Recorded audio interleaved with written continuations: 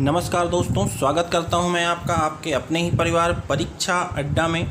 दोस्तों आज हम पढ़ेंगे रेशियो और रेशियो के उन क्वेश्चंस को करेंगे जो हमने पिछले टर्म पे छोड़े थे। चलिए दोस्तों बढ़ते हैं आगे और जानते हैं कि आज का हमारा पहला क्वेश्चन क्या है।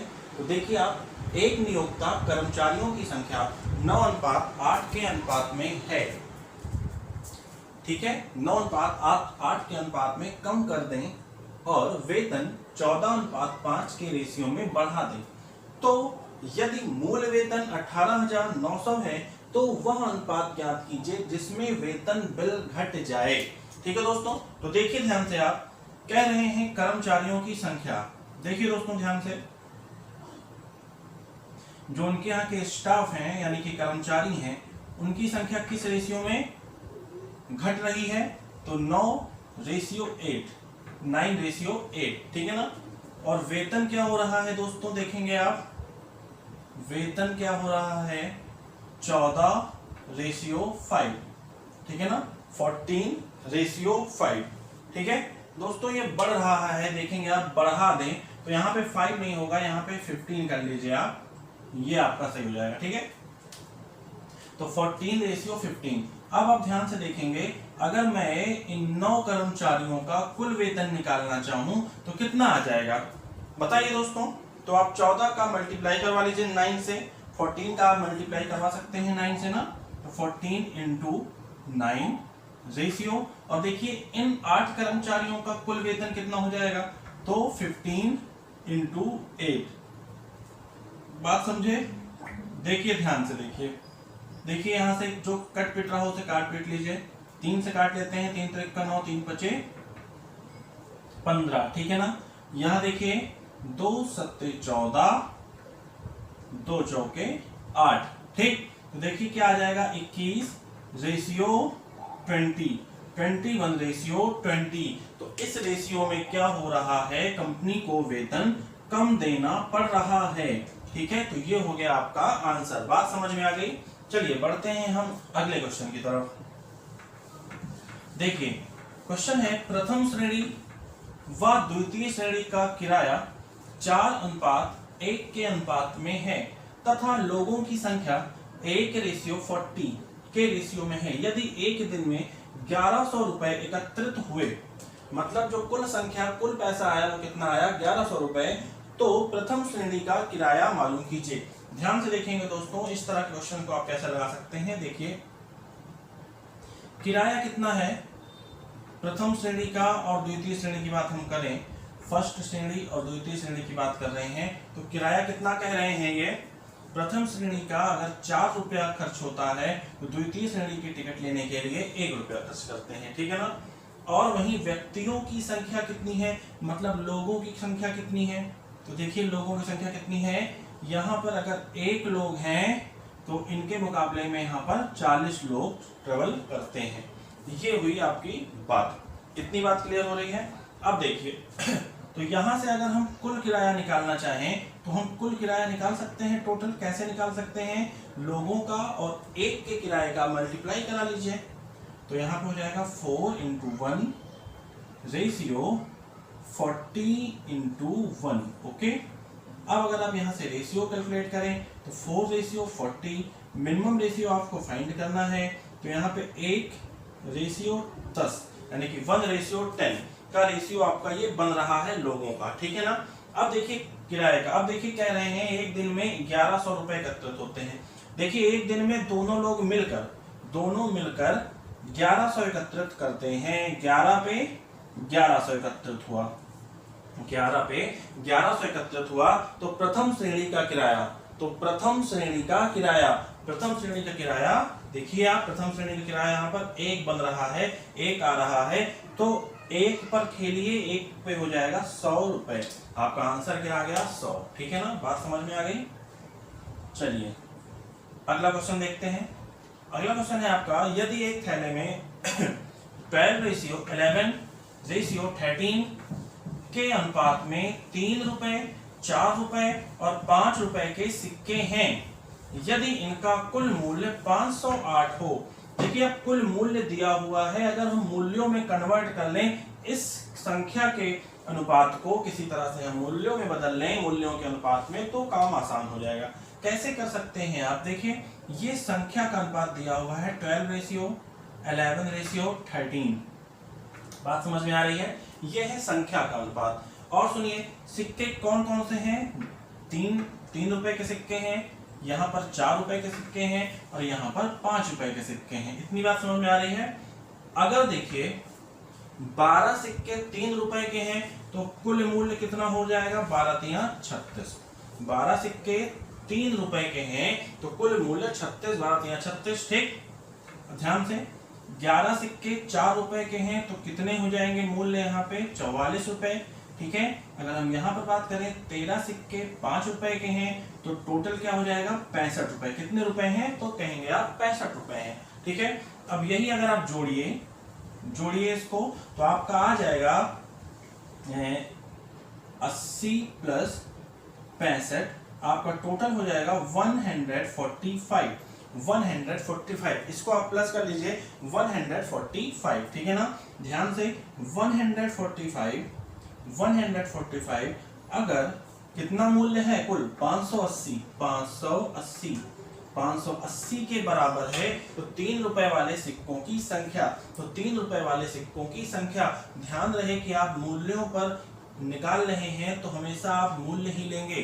3 रुपए के सिक्कों का मूल्य कितना था? 36 था। कितना था? 36 था। तो 36 पे कितना हो जाएगा? तो आप कहेंगे कि 580/145 × 36। इतनी बात समझ में आ रही है? और यहां से अगर आप कैलकुलेट करें तो देखिए 145 से काटेंगे इसको, 145 चौके 580, 4 पंजे 20, 0 2 हासिल, 4 चौके 16 2 18, 8 और 1 4 1 5। ठीक है ना, तो यहां से देखिए आप मल्टीप्लाई करा लीजिए 36 का 4 से, जो 36 चौके होता है 144 और ये हो गया आपका आंसर। मतलब 3 रुपए वाले जो सिक्के थे उनकी संख्या कितनी है? 144 है। ये हो गया आपका आंसर। देखिए दोस्तों इस सवाल को आप, चलिए दोस्तों अब हम बढ़ते हैं आगे और अगले क्वेश्चन को देखते हैं। अब हम देखने जा रहे हैं दोस्तों अनुपात के वो प्रश्न जो आपको थोड़े बहुत परेशान करते हैं और ये बेस है मिश्रण पर। किस पर बेस है ये? मिश्रण पर। तो इन क्वेश्चन को हम देखेंगे। अब देखिए दोस्तों पहला क्वेश्चन है आपका, 50 लीटर के मिश्रण में शराब और सोडे का रेशियो 3:2 है, तो 6:7 का अनुपात बनाने के लिए किसका, शराब और सोडे का, कितना सोडा मिलाया जाए? तो देखिए दोस्तों बेसिक मेथड जो आप सोच रहे होंगे कि 3 और 2 शराब और सोडा है, मतलब 5 और टोटल मिश्रण क्या है? 50। ठीक, तो 5 किसके बराबर है? 50 के। तो 3 किसके बराबर हो जाएगा? 30 के। और 2 किसके बराबर हो जाएगा? 20 के। मतलब आपका जो शराब का है वो है कितना? 30 लीटर और जो पानी है, जो सोडा है, वो कितना है? 20 लीटर। ठीक है, तो आप देखिए ये हो गया शराब और ये हो गया आपका पानी। तो हमें अब शराब और पानी की मात्रा पता चल गई है। ठीक है, अब ये कह रहे हैं कि 6:7 का अनुपात बनाने के लिए, ये सोडा है, ठीक, सोडे की कितनी मात्रा बढ़ाई जाए? सोडे की कितनी मात्रा बढ़ाई जाए? तो कुछ विशेष नहीं करना है आपको इसमें। देखिए 30/20 + x, जिसकी मात्रा बढ़ा रहे हैं उसी में हम कुछ वेरिएबल मान लेते हैं। ठीक है ना, और कितनी हो जा रही है? 6:7, 6/7। अब इसी इक्वेशन को आप सॉल्व करेंगे और आपका आंसर आ जाएगा। यहाँ पे देखिए 210 हो जाएगा, यहाँ पे हो जाएगा आपका 120 + 6x और यहाँ से आपकी x की वैल्यू निकल के आ जाएगी, जो कि आएगी आपकी, देखिए 15। कितनी? 15। ठीक है ना, तो ये हो जाएगा आपका आंसर कि कितनी मात्रा सोडे की हम मिलाएं, तो आप कहेंगे 15 लीटर सोडा और मिलाएं। ठीक है ना, अब देखते हैं क्या इस सवाल को हम और किसी तरह से कर सकते हैं, हमें जरूरत ही ना पड़े, हम क्यों फंसे जबरदस्ती। शराब को निकालें कितना लीटर है, सोडे को निकालें कितना लीटर है। तो देखेंगे दोस्तों आप चाहें तो इसको अनुपात पे भी खेल सकते हैं। कैसे खेलेंगे? देखिए ये हो गई आपकी शराब और ये हो गया सोडा। ठीक, अब हम देखते हैं कि इनका रेशियो कितना है। पहले कितना था? तो आप कहेंगे 3:2। ठीक, बाद में कितना हो जा रहा है 6:7।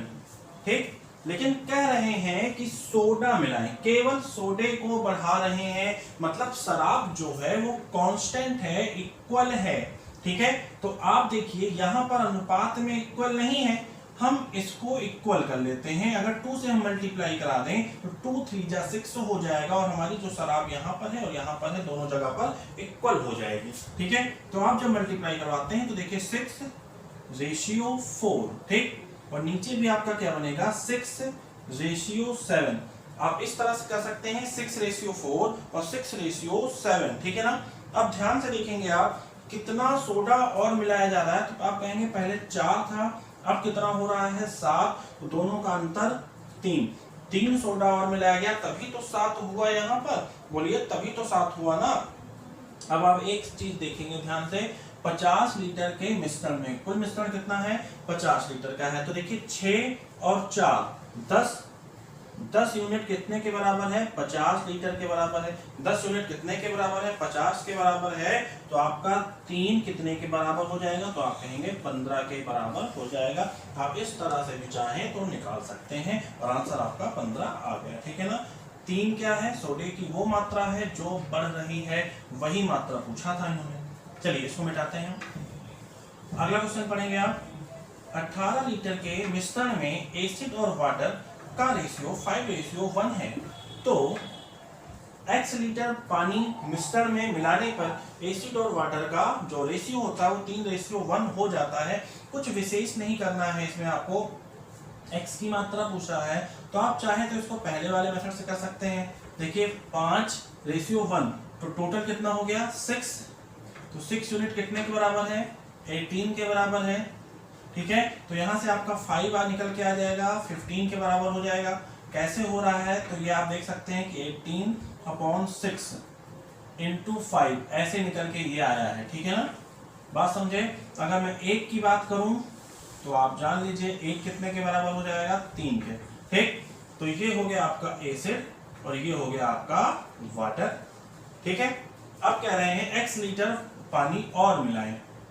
चलिए मिला दीजिए 5/1 + x, तो कितना रेशियो हो जा रहा है 3:1, यानी कि 3/1। तो यहां से आप देखिए 5 = 3 + 3x, देन 5 - 3 क्या आ जाएगा आपका 5 - 3 कर देंगे तो आप 2 = 3x, और यहां से आपका x = आ जाएगा 2/3। x कितना आ गया आपका 2/3। ठीक है, ये बात समझ गए आप। चलिए दोस्तों एक बार हम फिर से देखते हैं सवाल को अपने। 18 लीटर के मिश्रण में एसिड और वाटर का रेशियो कितना था 5:1, कितना था 5:1। ठीक है ना, तो x लीटर पानी मिलाने पर एसिड और वाटर 3:1 के रेशियो में हो जा रहे थे।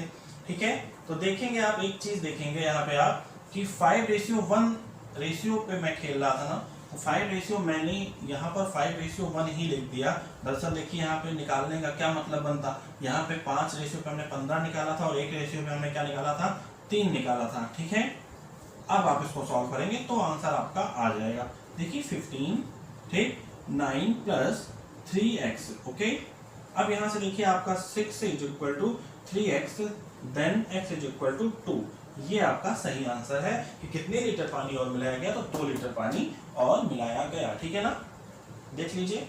अब देखिए इस क्वेश्चन को हम दूसरे तरीके से कैसे कर सकते थे, ध्यान से देखेंगे आप।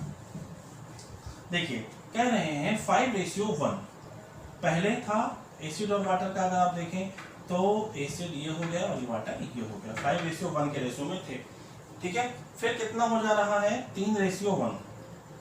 ठीक, अब आप ध्यान से देखिए कि कौन सी चीज बराबर नहीं है, बताइए कौन सी चीज बराबर नहीं है, तो आप कहेंगे पानी, क्योंकि पानी को फिर मिलाया जा रहा है तभी तो कुछ बढ़ के आएगा। ठीक है, और कौन सी चीज बराबर होनी चाहिए एसिड, एसिड अगर 5 यहाँ है तो यहाँ पर भी 5 होना चाहिए, क्योंकि एसिड में कोई भी वृद्धि नहीं की जा रही है।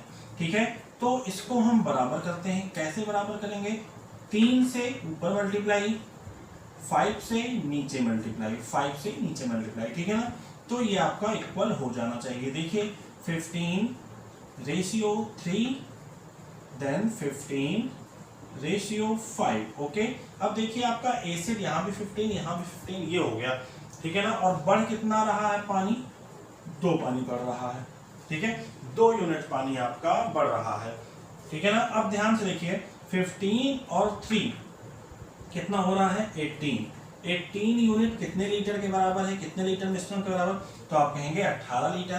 तो एक किसके बराबर होगा, 1 लीटर के, ठीक है। तो 2 यूनिट किसके बराबर होगा, 2 लीटर के, और आपका आंसर क्या आ जाएगा, 2 लीटर पानी और मिलाया जाए, ठीक है ना। ये भी हो गया, देख सकते हैं आप। चलिए अब हम देखते हैं अगला क्वेश्चन। देखिए दोस्तों अगला क्वेश्चन क्या है आपका, अगला क्वेश्चन है आपका नमक के घोल, 120 लीटर घोल में नमक और पानी का रेशियो। देखिए साल्ट और वाटर का रेशियो 3:5 है। कितना है दोस्तों, 3:5।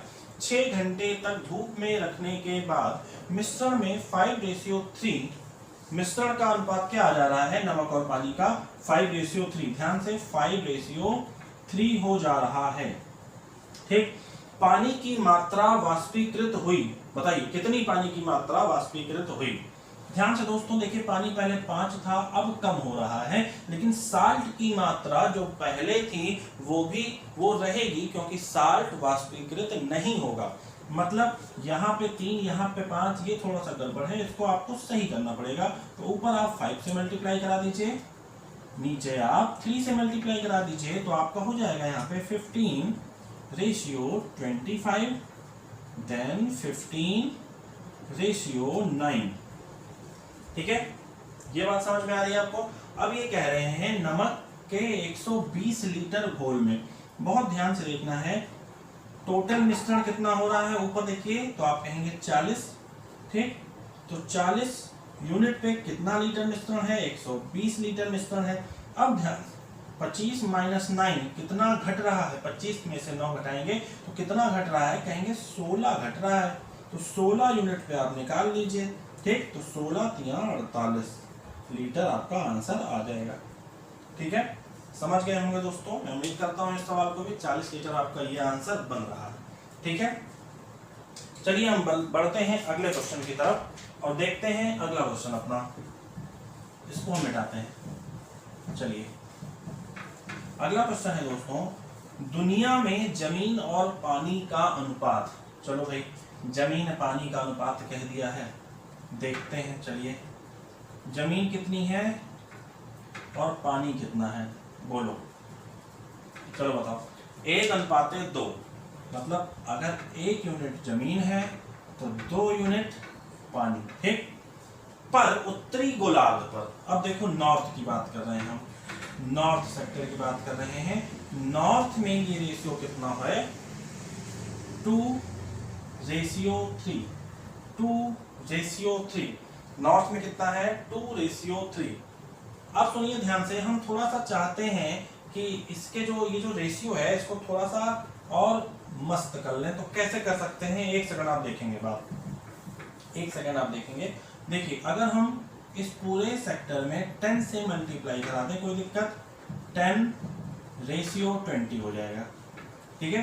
केवल कैलकुलेशन को अच्छा करने के लिए ये चीज की गई है, ठीक है ना। 10:20 कोई आप कर सकते हैं, बिल्कुल। आप क्यों कर सकते हैं, क्योंकि आप इसको देखिए 1/2 लिख सकते हैं, और ऊपर आप 10 से गुणा कराएंगे तो नीचे भी 10 से गुणा आप करा सकते हैं, ठीक है ना। तो इस तरह से आप लिख सकते हैं। तो ये पूरी दुनिया में अनुपात हो गया। अब हम देखते हैं नॉर्थ सेक्टर में, तो नॉर्थ में कहते हैं आप 2:3, ठीक। टोटल कितना है, 5 यूनिट, टोटल कितना है, 5 यूनिट। अब कह रहे हैं ये कि उत्तरी गोलार्ध पर कुल जमीन और पानी 15 यूनिट है, कुल जमीन और पानी कितना है, 15 यूनिट है। आपने यहाँ पर 5 निकाला, तो 5 किसके बराबर दिया हुआ है इन्होंने, 15 के। 5 किसके बराबर दिया है इन्होंने, 15 के, ठीक है। तो यहां से 2 किसके बराबर आ जाएगा, 6 के। 2 किसके बराबर आ जाएगा, 6 के। और 3 किसके बराबर आ जाएगा, 9 के। और 3 किसके बराबर आ गया दोस्तों, 9 के। इतनी बात क्लियर हो गई। अब देखिए पूरी दुनिया में 10:20, ठीक। और उत्तरी गोलार्ध में 6 रेशियो 9, उत्तरी गोलार्ध में 6 रेशियो 9। तो दक्षिणी गोलार्ध में कितना होगा, माइनस कर दीजिए 4 रेशियो 11। तो दक्षिणी गोलार्ध में कितना होगा, 4 रेशियो 11। ये आ गया आपका आंसर, ये आ गया दोस्तों आपका क्या आंसर। ओके, समझ में आ गई बात। देखिए इस सवाल को। तो दोस्तों हम अपनी आज की क्लास को यहीं रोकते हैं। आपको मैंने आज लगभग 7 सवालों के बारे में बताया है। क्लास कैसी लगी, अगर अच्छी लगी हो तो आप जरूर उसे लाइक करिएगा। कमेंट बॉक्स में लिखना बिल्कुल भी ना भूलिए कि आपको क्लास कैसी लगी। ठीक है दोस्तों, तो अपनी आज की क्लास यहीं रोकते हैं। वीडियो को शेयर जरूर कीजिएगा, चैनल को सब्सक्राइब नहीं किया है तो सब्सक्राइब कर दीजिएगा और बेल आइकन का बटन जरूर प्रेस करिएगा। ठीक है दोस्तों, तो जय हिंद, जय भारत।